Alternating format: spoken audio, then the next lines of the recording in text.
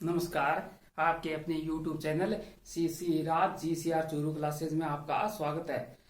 अर्थशास्त्र विषय के अंतर्गत आज अपना टॉपिक है स्थैतिक अर्थशास्त्र एवं प्रायोगिक अर्थशास्त्र। स्थैतिक एवं प्रायोगिक इन शब्दों का प्रयोग सर्वप्रथम फ्रांस के समाजशास्त्री अगस्ट काम्टे ने किया था और अर्थशास्त्र में इन शब्दों का प्रयोग JS मिल ने किया था। अब स्थैतिक और प्रायोगिक है क्या? स्थैतिक अर्थशास्त्र स्टैटिक इकोनॉमिक्स। भौतिक शास्त्र में स्टैटिक शब्द विश्राम की स्थिति का और सामान्य तौर पर यह निष्क्रियता, स्थित अथवा गतिहीन अवस्था का द्योतक है। परंतु अर्थशास्त्र में स्थैतिक शब्द का अभिप्राय ऐसी अर्थव्यवस्था से है जिसमें गति तो है पर गति की दर समान रहती है। रेट ऑफ मूवमेंट समान रहती है। रेट ऑफ मूवमेंट, गति की दर समान रहती है।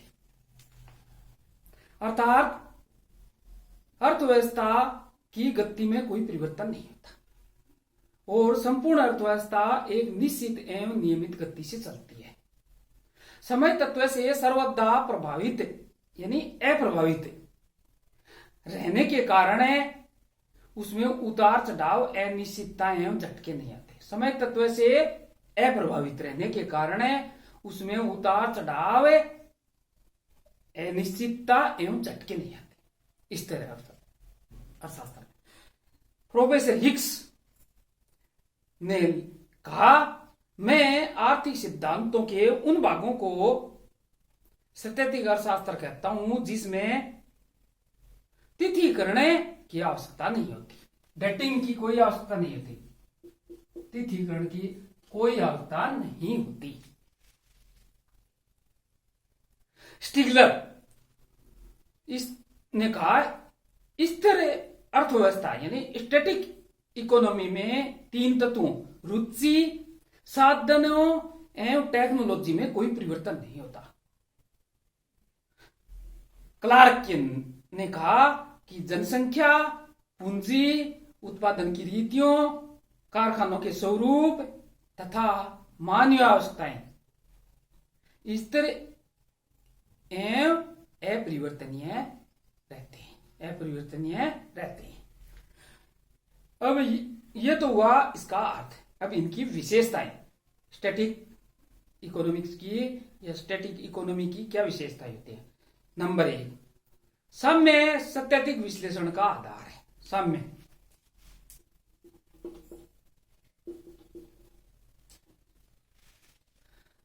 नंबर 2, स्थैतिक अर्थव्यवस्था एक सक्रिय है किंतु अपरिवर्तनशील अर्थव्यवस्था होती है। सक्रिय किंतु अपरिवर्तनशील।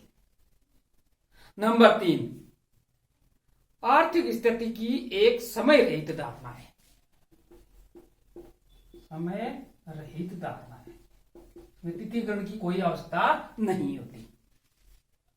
नंबर 4, आर्थिक स्थिति का संबंध अंतिम स्थिति से है, परिवर्तन की प्रक्रिया से नहीं। अंतिम स्थिति,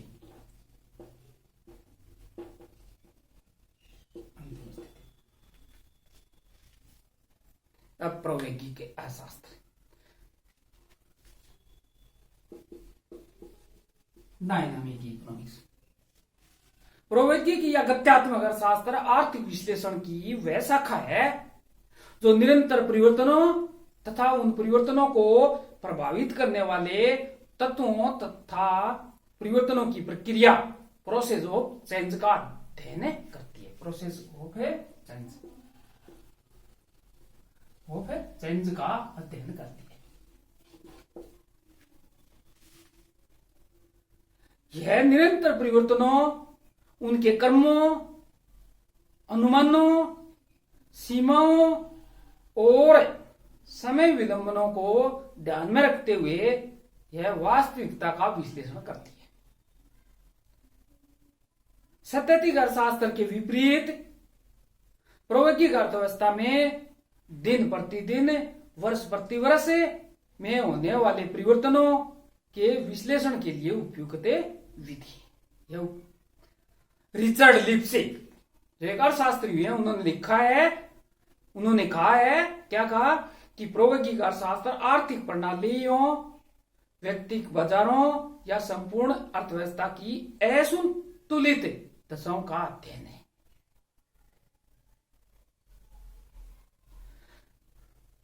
प्रोफेसर हिक्स ने प्रायोगिक अर्थशास्त्र के बारे में क्या कहा कि प्रायोगिक अर्थशास्त्र में प्रत्येक मात्रा का तिथिकरण किया जाता है।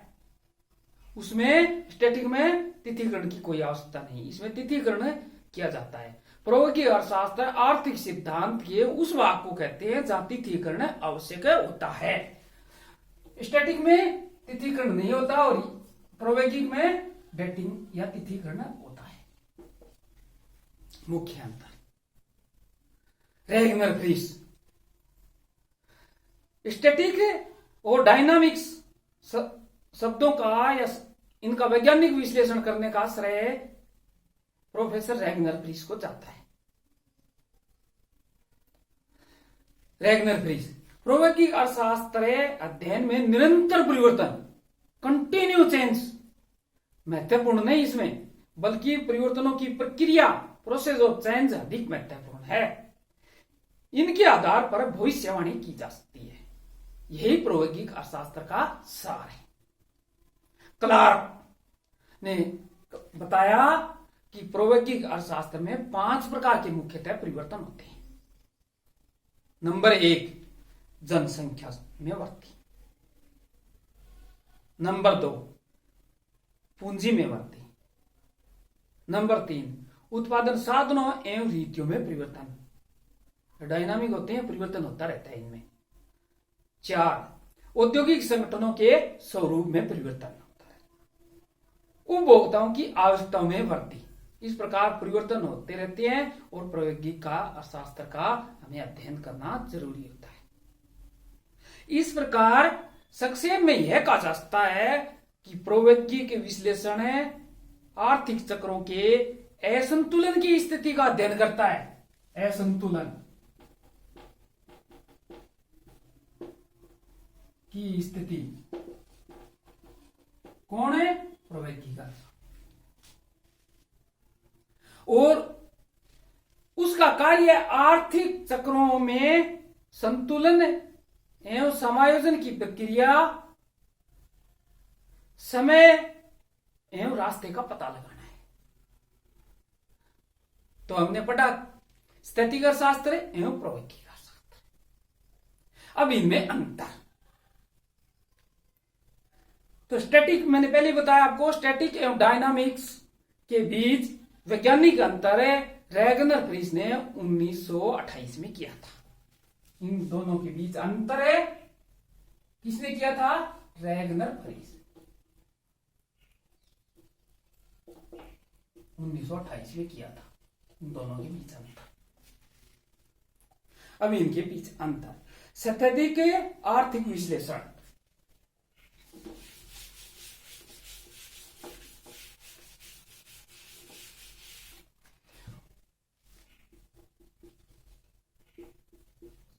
स्टैटिक एनालिसिस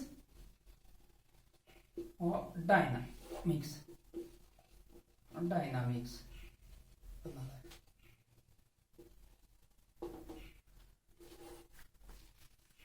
स्थैतिक या स्थिर विश्लेषण के समर्थकों में एडम स्मिथ, रिकार्डो आदि। एडम स्मिथ और रिकार्डो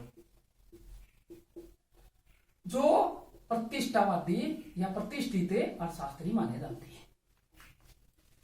प्रायोगिक अर्थशास्त्र या डायनामिक इकोनॉमिक्स, जिनको गतिशील विश्लेषण है या गत्यात्मक अर्थशास्त्र कहते हैं, इसके समर्थकों में कीन्स, सैमुअल्सन, हेरोड, हिक्स आदि प्रमुख है। हिक्स, हेरोड और सैमुअल्सन, ये इसके समर्थक है। अब इनमें अंतर, इसमें स्टैटिक में अर्थशास्त्र, स्थिर अर्थशास्त्र का अध्ययन किया जाता है, और इसमें डायनामिक में प्रौद्योगिकी या परिवर्तनशील अर्थशास्त्र का अध्ययन किया जाता है।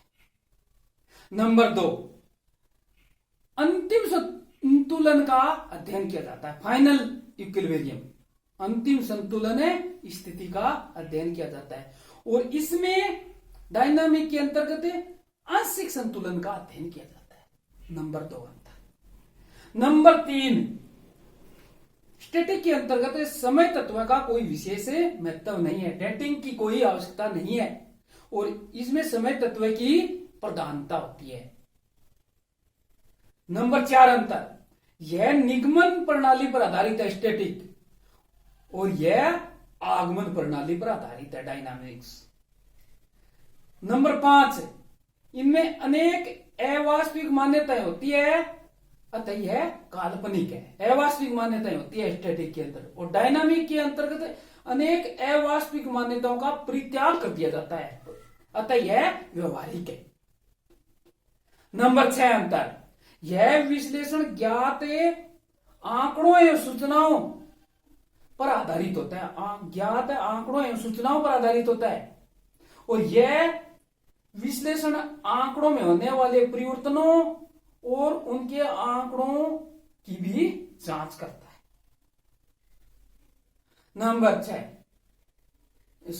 7, यह आंशिक विश्लेषण की पूर्ण विकसित एवं प्राचीन शाखा है तथा सरल है। क्या है? यह आर्थिक विश्लेषण की पूर्ण विकसित एवं प्राचीन शाखा है तथा सरल भी है। वो डायनामिक्स है, यह आर्थिक विश्लेषण की नई एवं विकासशील शाखा है। नई एवं विकासशील, ये प्राचीन, उच्च गणित पर आधारित होने के कारण कठिन है ये गणित पर। इन दोनों के संबंध में प्रोफेसर नाइट, जो एक अर्थशास्त्री भी हैं, उन्होंने लिखा है कि अर्थशास्त्र में स्थिर और गतिशील डायनामिक शब्दों में के दुर्भाग्यपूर्ण प्रयोगों ने अनावश्यक भ्रम पैदा कर दिया है। इन दोनों शब्दों का संबंध असल में विभिन्न दशाओं एवं परिस्थितियों से है। दशाओं एवं परिस्थितियों से है।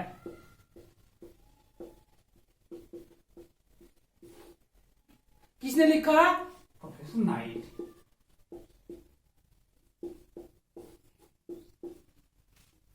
तो आज हमने अध्ययन किया स्टैटिक अर्थशास्त्र है, स्टैटिक जिसमें तिथिकरण की आवश्यकता नहीं होती, और इसमें प्रौद्योगिकी में तिथिकरण की आवश्यकता होती है। निरंतर परिवर्तनों की प्रक्रिया मार्ग की व्याख्या की जाती है, और इनके दोनों के बीच अंतर है पढ़ा। तो आपने सुना, इसके लिए आपको धन्यवाद।